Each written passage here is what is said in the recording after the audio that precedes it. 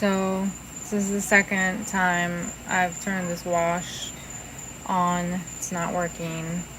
Again, very small load, not much in here, and it just does not want to get past the wash phase. I've tried moving the clothes around, making it less lopsided, but it does not seem to work.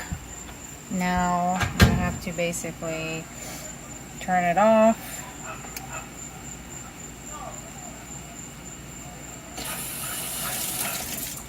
And I have to put it on a spin rinse just to get all the water out, because now that's all it's gonna do. I don't know what else to do with the clothes, it's all wet. Yeah, I don't know what else to do with this washer. It just doesn't work properly.